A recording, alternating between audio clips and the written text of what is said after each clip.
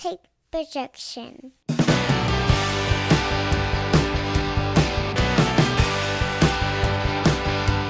It's Friday morning, and you know what that means. It's time for another episode of the Alabama Slam podcast. I'm your host, Corey Hanna. What's going on, guys? It's Patrick Akers. And we have a jam-packed episode to get through the week in wrestling. We're going to cover a little bit of WWE, Ring of Honor, and AEW all.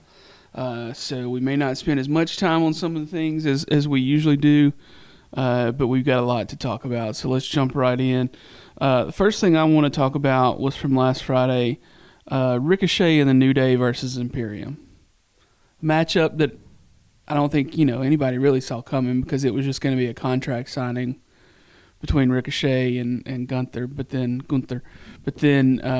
New Day comes out to kind of back up Ricochet, and then they're like, "Fuck it, let's have a match." Yeah, good stuff. Loved it. The classic WWE. They do this all the time.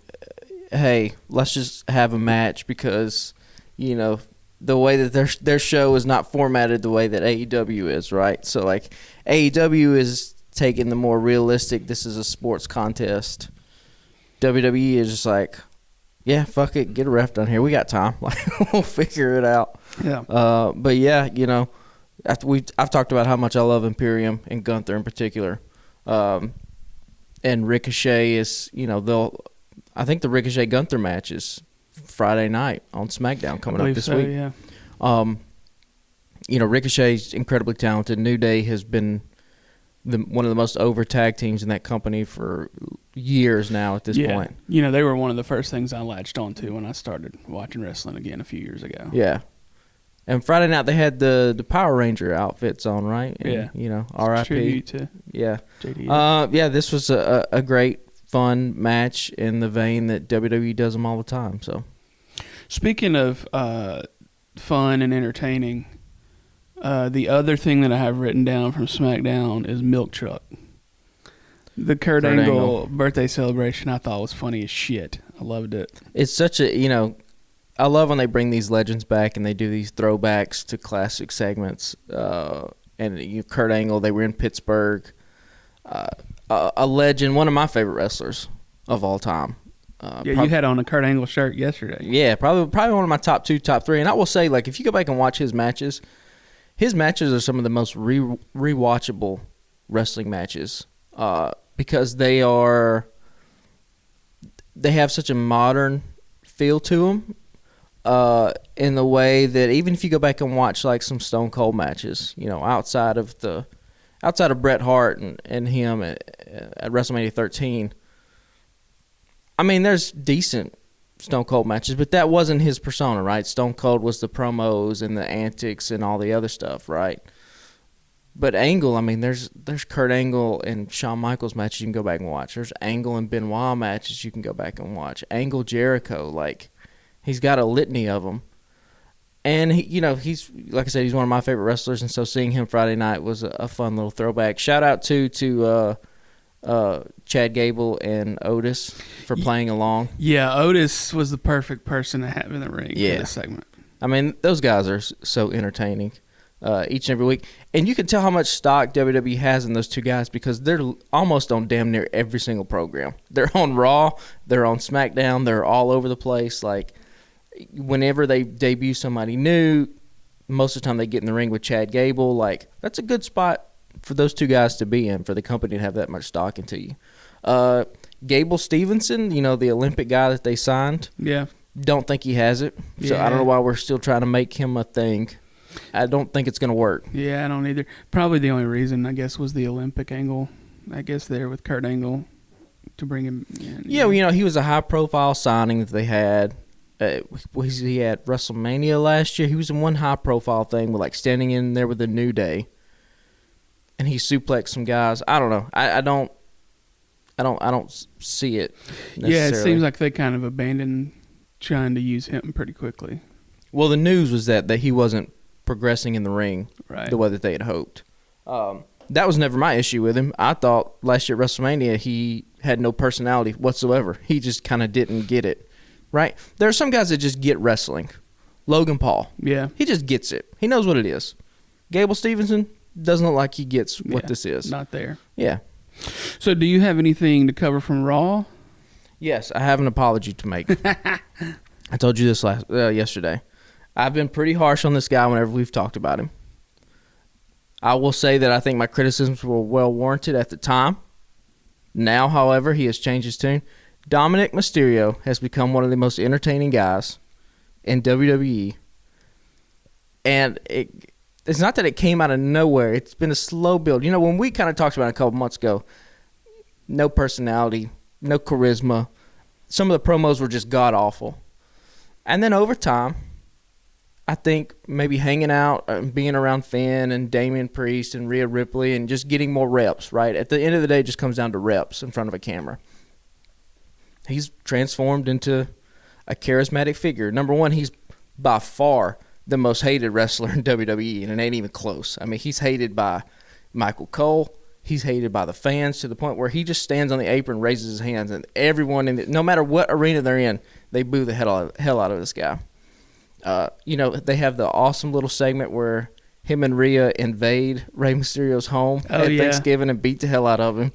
And then this past Monday on Monday Night Raw, he gets misted by Asuka and is flopping around and screaming, "Mommy, help me." It's entertaining stuff. And, you know, it looks like they're gearing towards WrestleMania, Dominic versus Rey Mysterio. And I bet that will probably be one of the better matches on WrestleMania coming up. I'd put my money on, because the fans are going to be 100% behind Rey and 100% against Dominic.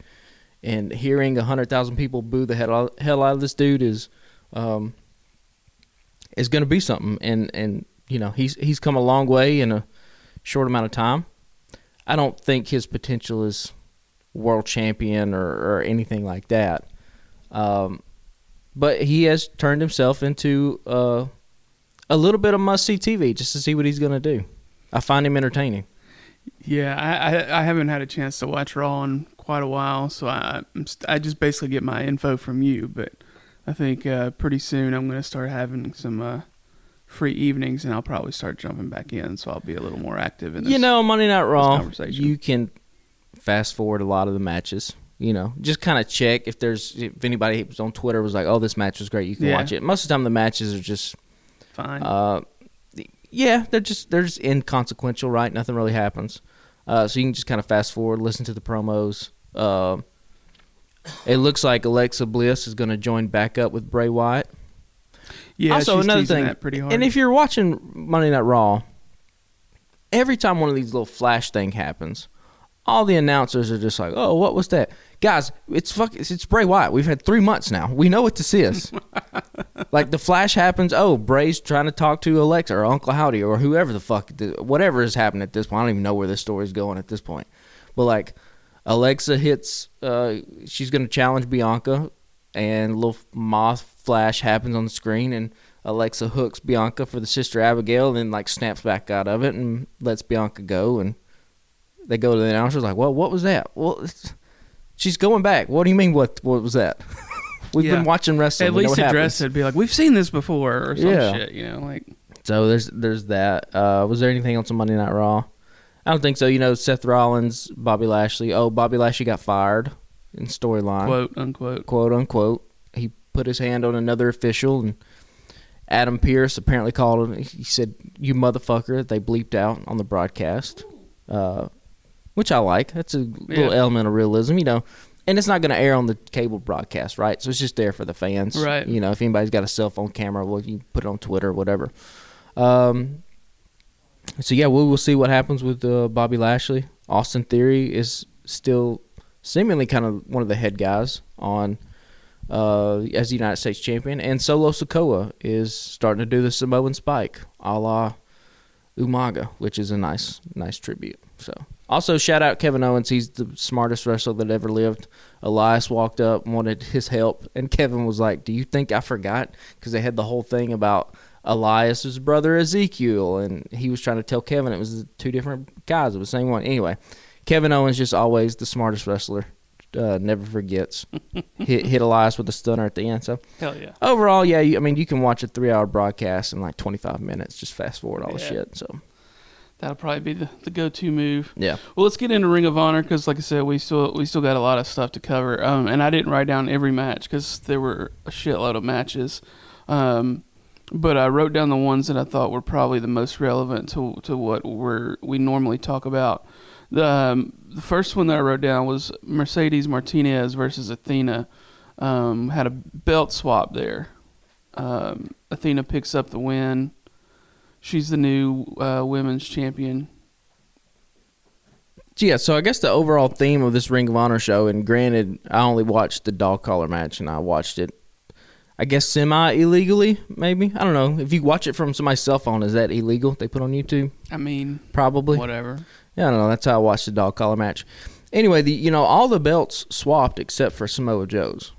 So this seems like it is... And then, of course, with the announcement at the end, Tony Khan, Ring of Honor, is going weekly on Honor Club. This was a restart. I think they gave the belt to Jericho to try to maybe, in a last-ditch effort, to shop this to some kind of network to get on television. Obviously, that didn't happen, and so now the belt goes back to Claudio. We get Athena now that we can build a women's division around. We got new six-man champions. We have Samoa Joe as a TV champion who is, probably the greatest Ring of Honor wrestler of all time. The pure title goes back to Wheeler Yuta, and here we go. This is the new era of Ring of Honor.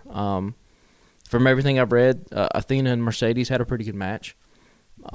And Athena is somebody that she's a veteran, so putting her at the top of that division and letting some young girls, maybe like a Sky Blue or a Velvet Sky or some of these other girls can come down to Ring of Honor and kind of feud with her. And then people that you want to sign, right, on the women that are on the independent level that you can sign and put in Ring of Honor. So it helps to have a veteran like that, a stable hand at the top of the division. So that's probably what this move was. Yeah.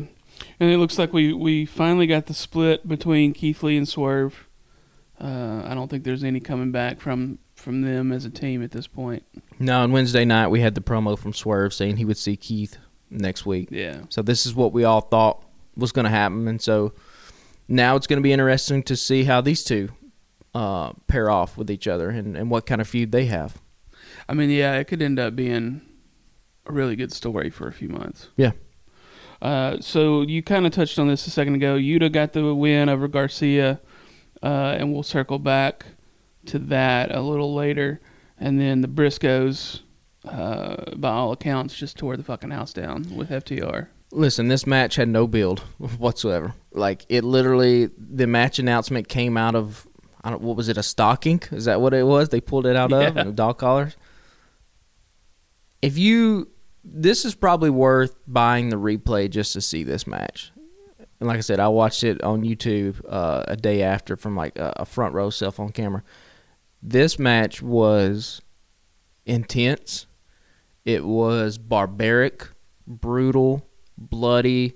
It is up there for, one of the best dog collar matches I've ever seen. Piper Valentine is kind of like the dog collar match that everybody references.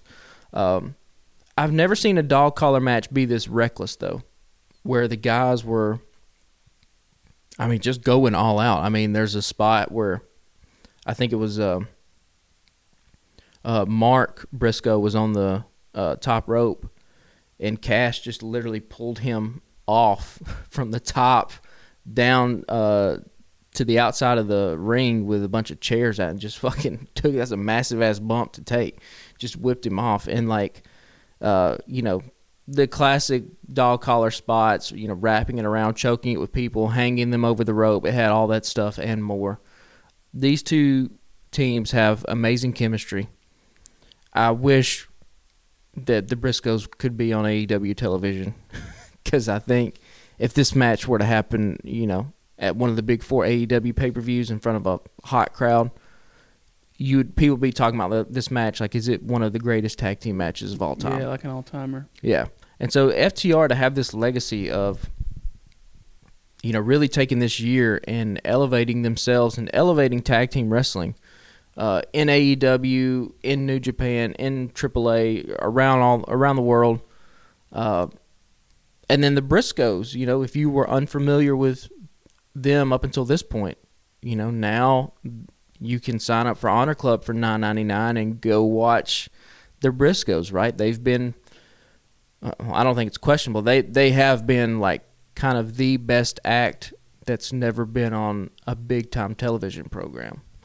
Yeah, I will say I'm a little bummed that we didn't get a chance to see FTR with all the belts that they had last week, plus the AEW belt.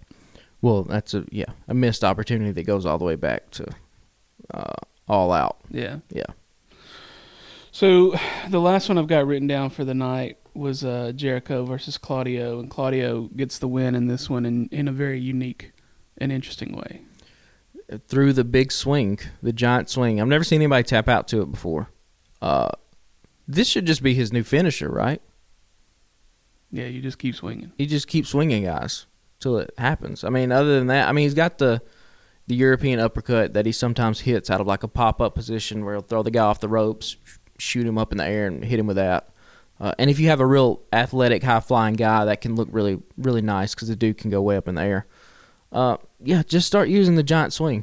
Because it was a little bit surprising Saturday because he starts swinging and like usually he just goes into the sharpshooter, right? So when the tap was happening, everybody was like, oh, holy shit. But if you start conditioning the audience, this is Claudio's finisher.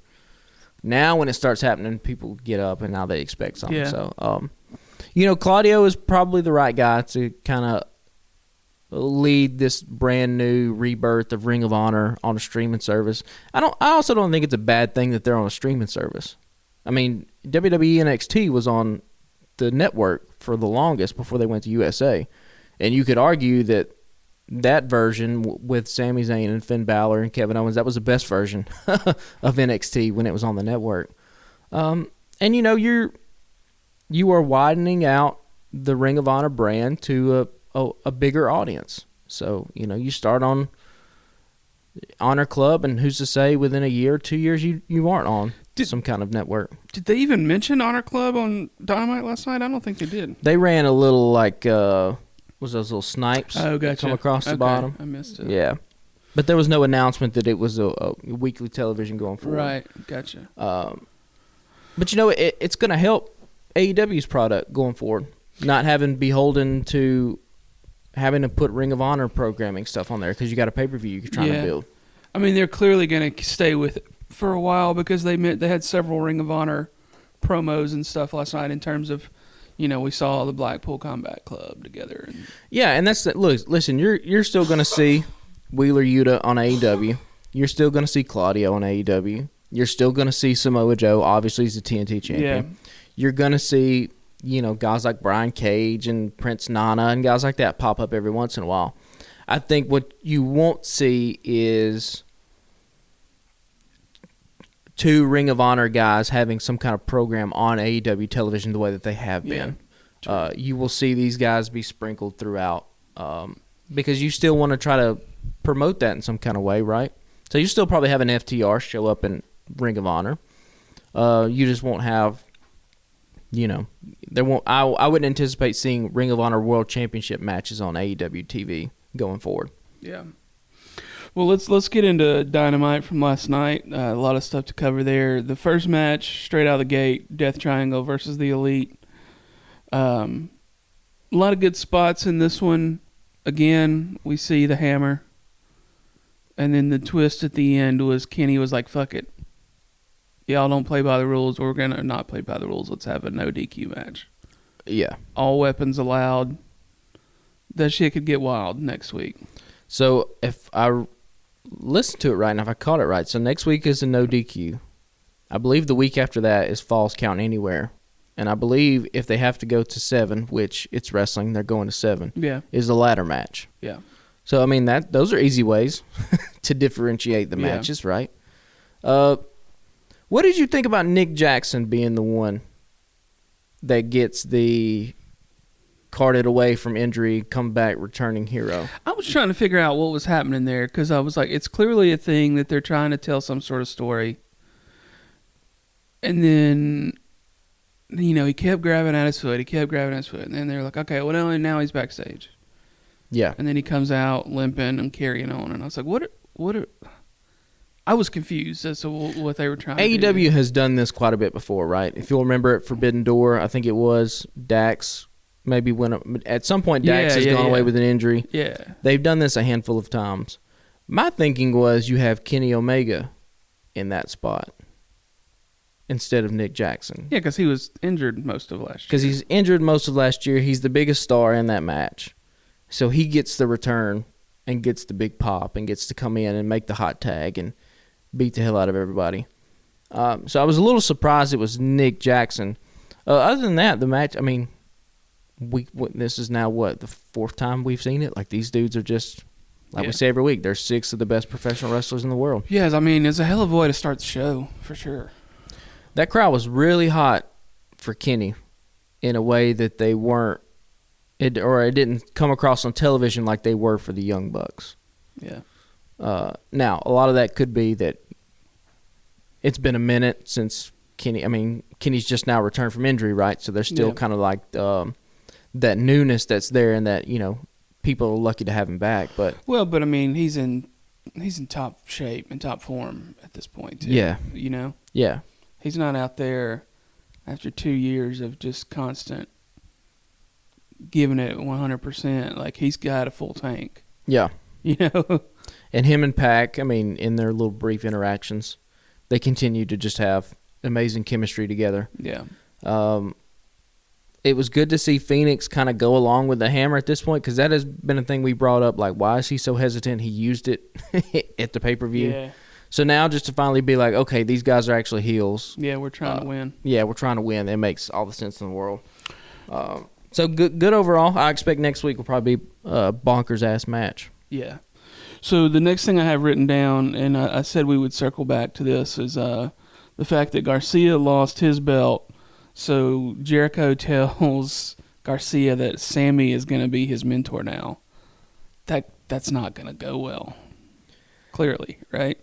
So there's still, because I think you're right. Yeah, because where does this lead? Like, does it lead to a Garcia-Sammy feud? I think it leads to his split, because he's appeared to be all in with JAS since he turned back. Right. And I don't know. I feel like this is going to be where. But now you're doing multiple turns with a wrestler in a very short amount of time. Like, it's getting Big Show level turns, and this dude's only been on television for a year and a half. Yeah, and he's already went with Danielson and went with Jericho, went back like back and forth. Like, yeah, I don't know. I just don't see this going well. No, and surely, I mean, you can't turn Sammy babyface. That ain't never gonna happen. No. You're gonna need a lot of rehabilitation before you do that. Yeah. So yeah, when they were like, Sammy's gonna be your mentor, I was like, oh shit, okay. I mean, it could be interesting, could be good television. I don't think it will be, but we'll see. I mean, hold out hope. At least Jake Hager got his catchphrase in one more time. Yeah. Yeah, there was a nice tweet yesterday too from him. Did you see that? I didn't see that one. No. He was on like a massage table or some sort of. He was like in a chair sleeping or something. I don't know. And it pans up from his feet, and he's like asleep, kind of, with the hat kind of over his face. He's like, I like this hat. I like this hat. Oh, good stuff. Yeah. So next up, Brian Cage versus Jungle Boy Jack Perry. I kind of just thought, okay, well, he's going to beat the hell out of Jack, but I obviously wanted Jack to win, but I was like, there ain't no way they put this over, and they did it. And I thought it was a good match. He put on a good show versus a big powerhouse. Oh, I don't want to call him powerhouse Brian Cage, but a monster like Brian Cage. Yeah. And then of course, the end with the Firm coming out. Also, the name change from Morrissey to Big Bill. Why? What was wrong? I mean, I get you want to probably have something that you can trademark as a company, right? But why not Big Bill Morrissey? Yeah. People got to have last names in wrestling unless you have a name like Hook. You know what I mean? Like, Speaking of, he comes. speaking out of, to, yeah, but like you have to have last names, or like Gunther. Even Gunther really should have a last name, but whatever. I mean, it's European. But like Big Bill is not. That's like some late 70s kind of throwback wrestling that could be left in the past. Anyway, all that being said, the Firm comes out, attacks Jack Perry, and out comes Hook. And I gotta say that I was like, oh, okay, this is an exciting little tandem. Let's see what happens here, because we know Jungle Boy can go in the ring. Hook, he's still young. Yeah. Really hadn't had a match over like 10 minutes. But he does have a presence about him and an aura. And so when he came out and the Firm powdered from the ring and him and Jungle Boy Jack are standing there, I'm like, okay. Yeah, that could be something. This could be something. This could be interesting. This seems to be the Hook playbook at this point, the way they can still get him on television. He did the little thing with Danhausen for a couple months. And so, yeah, if he's not ready to go full-time on his own, and not that he should be. I mean, it takes years to get good at this stuff, Yeah, right? He's only been young. training for a year and a half. You pair him up with somebody like Jack, who's been doing it for a while and is beloved by the crowd, and that's a way to keep him fresh. So I think it's a good little tag team going forward. We'll see what happens with them. Yeah, I think that could be something to monitor for a while. I mean, it may not lead anywhere, but No, but I for thought a it few was months. a nice little angle. Yeah, for a few months you can make it happen. So next up, House of Black squash match against the QT Marshall and his group. I think this is probably the way to do it. Just build the House of Black to like basically an indestructible force. Right, yeah. I mean, they ain't much. I mean, they just beat the shit out of these guys. Yeah. Ain't much to say. So like Buddy and Brody are doing work on the outside of the ring, and Malachi is just sitting in the corner chilling. Yeah. And I was like, oh, this is badass. I love it. And then like bell rings, roundhouse kick to the face, pin, get out. Yeah. Loved it. And the crowd was behind them. Yeah, they got one of the coolest entrances. Julia Hart looked fucking badass and hit him with the mist out of the gate. Yeah. A little surprise there because she hasn't used the mist before, right? Nope.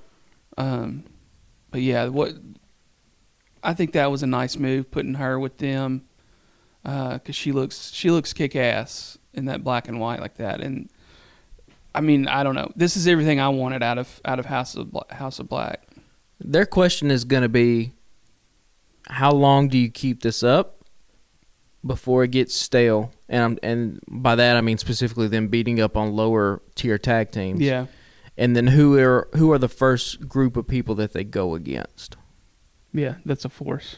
Yeah. Because if the hints are there, they beat up Brandon Cutler. The Elite, presumably once they win the titles from Death Triangle, do you do House of Black versus the Elite? And then in that situation, who do you put over? Yeah, that's tough. Because if you're establishing House of Black as a dominating force. Right.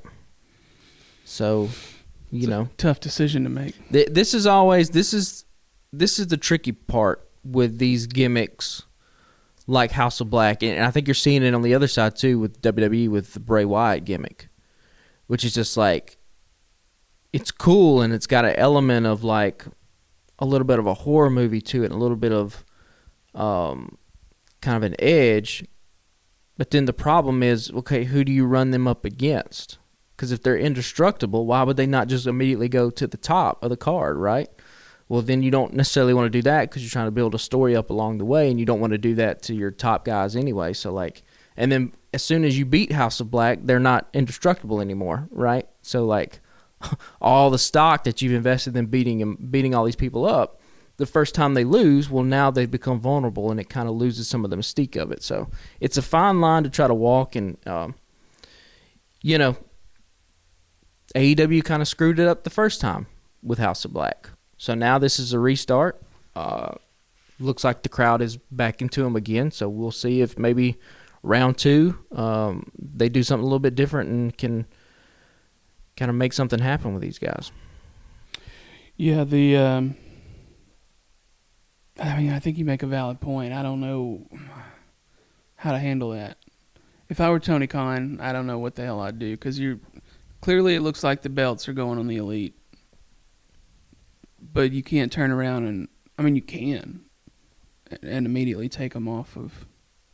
I don't know. Yeah. Do you leave them on them for like 3 months and then let House of Black get them? I don't know. But then you have to say, okay, well, what do we do with House of Black in those 3 months? Yeah. That's True. what I'm saying. Like, whenever it's these kind of gimmicks are, while they're cool, they're a little bit harder to pull off. Yeah. Because, we've got a handful of established trios teams, but not as many to cover a 3-month period. Yeah, and they can't do this. House of Black can't come out and beat up jobbers every week or even every other week. Yeah. Like, at some point, they're going to have to involve themselves with somebody that's major. Yeah. Best friends maybe. Could be. Yeah, it could be them. They got involved with them last week or 2 weeks ago, whenever. Yeah. So next up, a little twist in the show: Jericho versus Action Andretti. Because earlier in the show, Jericho, while they were backstage, was like, "Yeah, I got to get a tune-up versus a jobber this week." Yeah. Probably should have seen it coming at that point. But comes out. Andretti gets a few moves in. I was like, okay, well, they're gonna give this kid a little bit of action. Yeah. And then it went to commercial break. I was like, oh, yeah, he kicked out of the code breaker. yeah, And that crowd, shout out to that crowd Wednesday night, because they were hyped for literally everything, and it made the show so much better.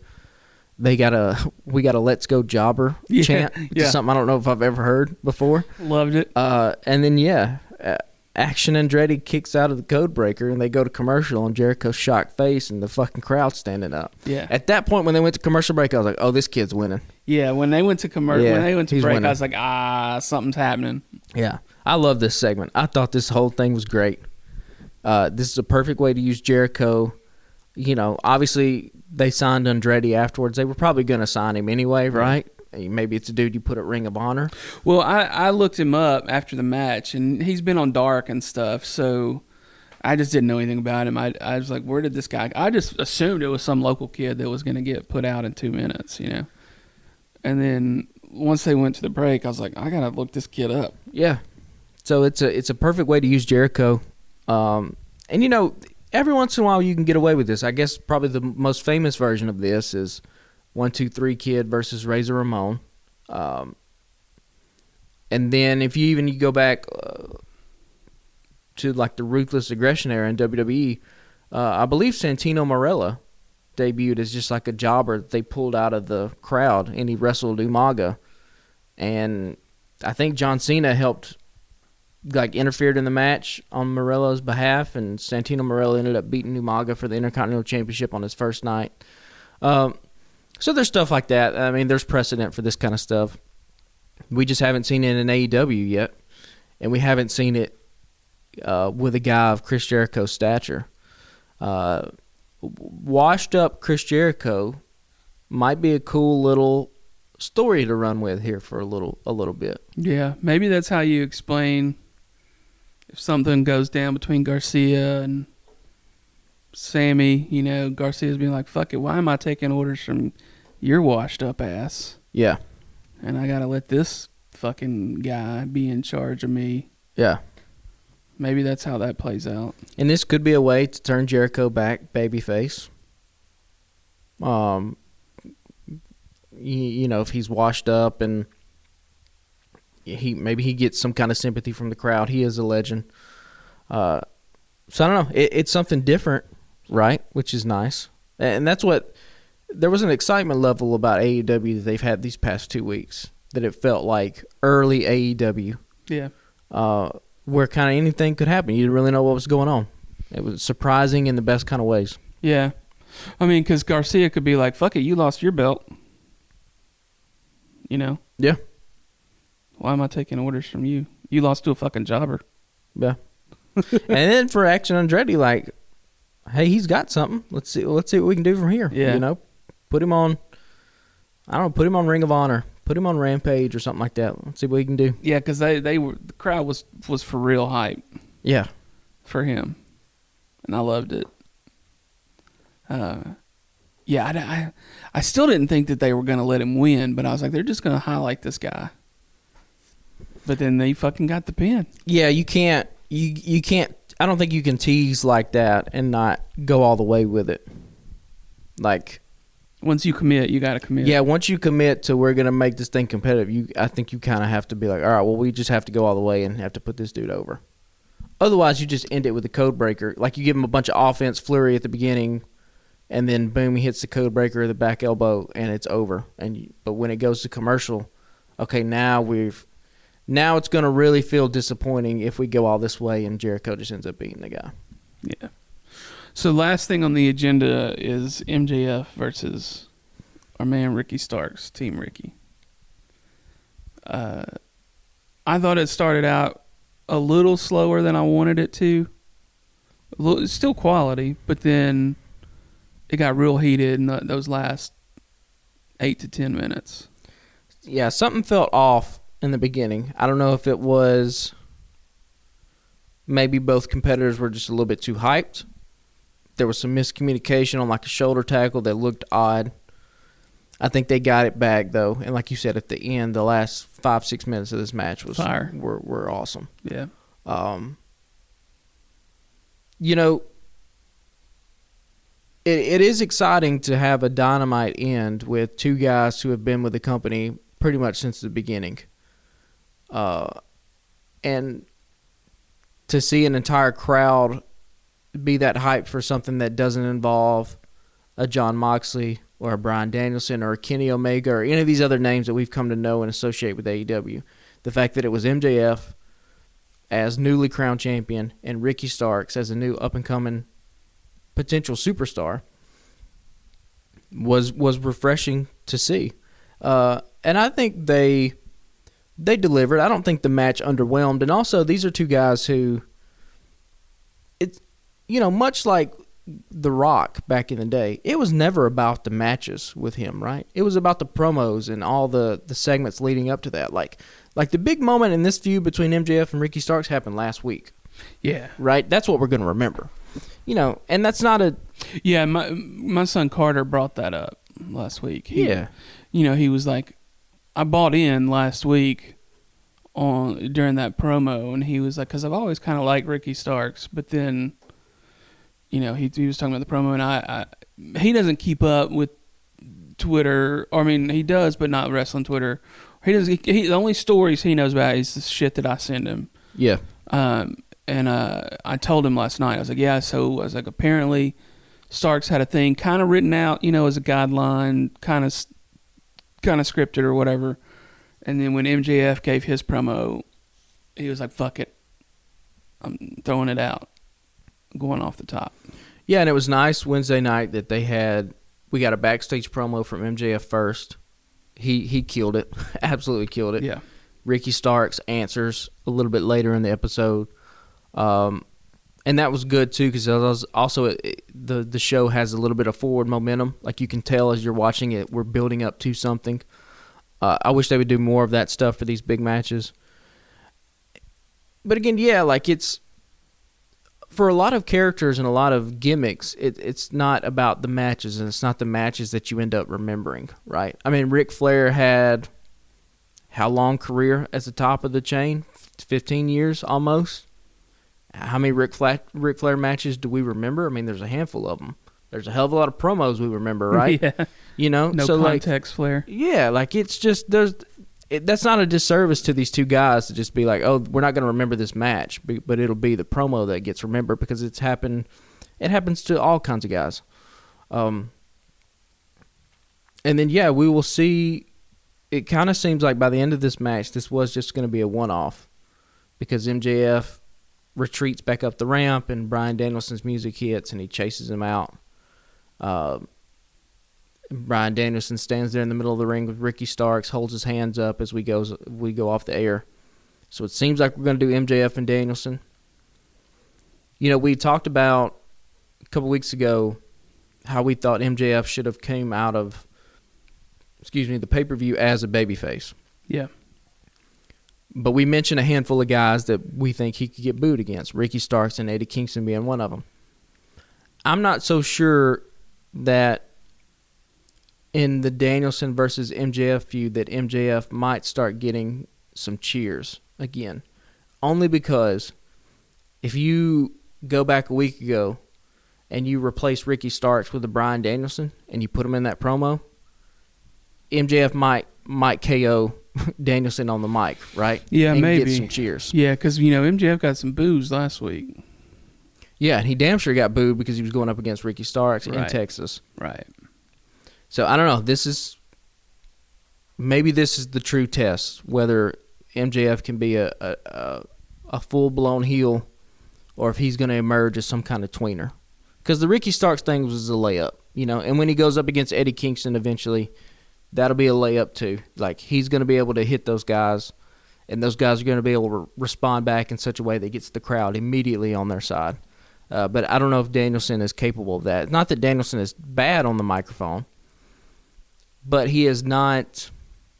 Danielson is not the underdog anymore the way he was 10 years ago. Yeah. Danielson now is the certified, established, one of the greatest wrestlers, if not the greatest wrestler that ever lived, right? You can't play that underdog note anymore. Coca-Cola commercials. Yeah, like he's the guy now. He's the Patriots, he's the Yankees, he's the Celtics, the Lakers. He is the established guy. Whereas Ricky and Eddie Kingston still have that underdog flair to them. So Bryan can't play that note. So what note does he play against MJF? I don't know. We'll see. Yeah, I mean, it'll obviously, going up against and having something with a guy like Danielson will be very advantageous in building MJF this year. So my thinking was coming out of... He and Danielson could have a hell of a match, and Danielson could put him over. Yeah. But do you insert Ricky into that mix? I mean, they're coming back to Ricky at some point, surely. I would just, there's too much there. There's been too much talk, and we'll get to this in a minute. There's been too much talk about these two guys. Right. I would just be nervous when you get Danielson and MJF in the ring that I don't know if, just to play it safe, I wouldn't insert Ricky Starks into this thing and make it a triple threat at Revolution. I mean... And have MJF versus Danielson versus Ricky Starks. Because Ricky still has a claim, right? MJF kicked him in the nuts. You can't beat him clean. Yeah. Danielson has a claim. Hey, you put down a man that was a father figure to me. Just to give you some kind of safeguard so that the crowd doesn't MJF doesn't say something clever and witty against Danielson, and Danielson, doesn't have an equally as clever and witty comeback, and the crowd starts to go back. Yeah. Because it can happen. I do want to read this real quick. We did a little different this week. For the Twitter prompt of the week, I tweeted out last night, so it was a little late start. I should have done it a little earlier. But I said, do y'all have a question for us instead of us asking you questions?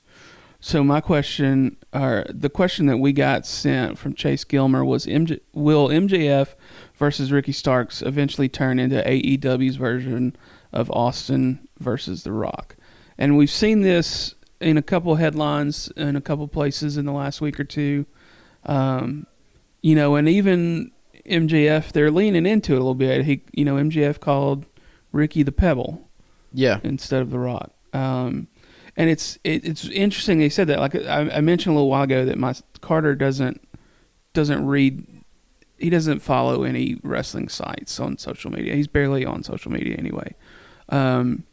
But he even made me pause the match last night, and he was like, "Do you think this could end up being an all-timer rivalry?" And he even mentioned The Rock, and I thought it was weird for him to pull that out of thin air like that. Yeah, Ricky has drawn comparisons to The Rock.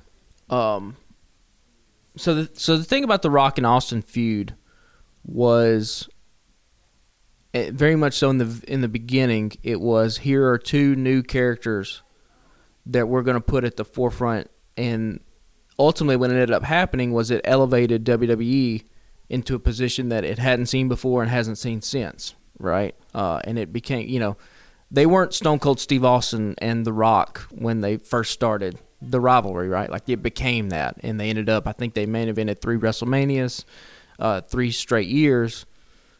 So in terms of that situation, are MJF and Ricky Starks going to go down as, 2 of the top 5 wrestlers of all time? I don't know. I mean, MJF might have that potential. We've talked about that before. But in terms of AEW, like, could they elevate? Could this be the feud that elevates AEW into a new stratosphere? Sure. Yeah, it can do that. It has that potential.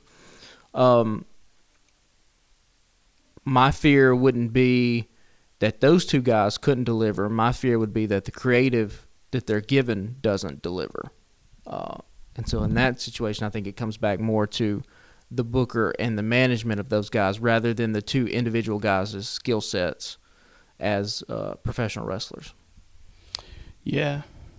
I mean, you make a good point there. I'm sure. I don't know. This one's not dead. They'll come back to it. I think this will be one we'll see several times over the next couple of years. Hopefully. I mean, hopefully, yeah. One thing we didn't touch on was Hangman backstage. Not so much a promo as it was just a backstage segment with an interview. And I wonder how much of that was real life. The best part about it is that you don't know, right? Yeah. And we talk, we hammer this point home all the time on this podcast, believability. I mean, he sold the fuck out of it. That is what you have to have. And he, that promo, just the fact that you're asking that question, like, was it real, was it not? I mean, that's the beauty. That's where you're making art at that point in the pro wrestling space, is where you can't tell where the show starts, the kayfabe of it starts, and where the reality of it starts. And that's a space that pro wrestling can only uniquely occupy. There's no other art form that occupies that kind of space. And so, yeah, Hangman gives that promo, that backstage segment, the interview. It makes you more excited to see Moxley versus Hangman. And that's good because it gives the 2 of your biggest stars something to do that doesn't require a championship belt to be in the middle of it for it to make sense. Now, is this where they were going to go had the concussion not happened? I don't know. But the concussion did happen. And so you have to, plans constantly have to be in motion. And so you change course, and this is what you're going to do now. I would anticipate this thing gets pretty bloody and pretty brutal. I would keep getting this and keep testing the boundaries with these 2 guys, because it started off the first match, whatever, it was just a wrestling match. Heyman gets concussed. Now they're brawling. Revolution is in March. I would stretch this thing out, and let's see Hangman put Moxley on the shelf for a couple weeks, or let's see Moxley put Hangman back on the shelf for a couple weeks. Yeah, there might be some. You might have a little juice here with Moxley as a quasi heelish figure. I've always kind of viewed him as like chaotic neutral, right? Yeah, but he's always been beloved by the fans. Sure. But if he, beats the ever-loving shit out of Hangman, yeah, who was, basically is, for the most part that AEW has been a company, he's been like the main character of AEW, right? There's people written essays about that, about how everything for the last kind of 2 years has kind of revolved around Hangman and his quest to the World Championship. So if you have Moxley beat the ever-loving hell out of this guy, I don't know. It would be something different for him. I don't think we've talked about this, but they just completely abandoned the fact that he would drink beer. Like, remember people would hand him a beer ringside, and he would drink it, or he would walk out with a beer. He was drinking beer backstage. Yeah, I think that's when they were playing up to, like, the depressed, all my friends have left me. Yeah. I think they're playing a new tune with him now, or trying to anyway. Yeah. He's a family man. Yeah. So, yeah, but there was no kind of explanation given. Yeah. I think it was just there for the fans to kind of fill in the blanks. Yeah, gotcha. Well, I think that's all I've got for the week. I know it's probably actually we ended up a little short this week because I think I blew through things. We had so many things to cover. I was afraid that we'd run long, and now we actually ran just a little short. But I think that's all I've got for the week, unless you've got anything else that we should touch on. No, that's all I got. I mean, the Sasha Banks to AEW rumors are continuing to heat up. Yeah, the rumor that she could be Saraya's tag team partner. Yeah. Which would be interesting. They're in Los Angeles that week, so you got to make a splash. Yeah. That could be interesting. You and I looked at the Ring of Honor, the Honor Card website the other day, and you were showing me some of the classic matches, like some of the thumbnails from them, and you're like, oh yeah, that was badass. That was badass. I don't know if I'll subscribe like for a full year, but I may take a month or two and subscribe and burn through a bunch of those old classics. I mean, what you'll watch at the beginning of Ring of Honor, and we're talking about going all the way back to 2002, if you watch it through, what you will see is really the evolution of the modern American wrestling style, which has come to dominate both WWE and AEW. That a style that takes a lot of influences from 90s Japanese wrestling, from lucha libre,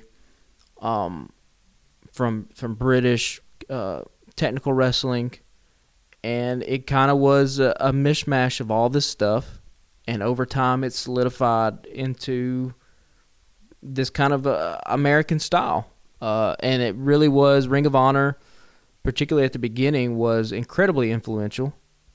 And somebody did this a couple of years ago, but they took a WWE card and they took a Ring of Honor card from like 2005, 2006, and just put them put them side by side. It's the same damn card, right?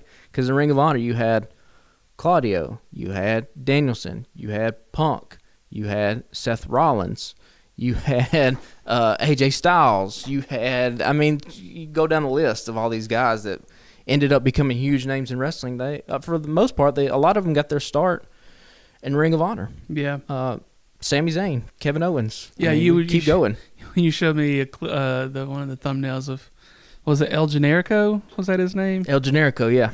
That's funny as shit. So, and now under Tony Khan's leadership, they have a chance to continue on that legacy, and you would hope that the next 20 years are as successful as the last 20 years have been for Ring of Honor. Yeah, one thing that I do think is kind of bullshit about the Honor Card app is that you still got to wait 3 months, which, I mean, that's the way the WWE app used to be. It was that if you paid for it, you still had to wait like 3 months to get the pay-per-views. But now you just get the premium live events built in as part of your thing, which I think is smart. Yeah.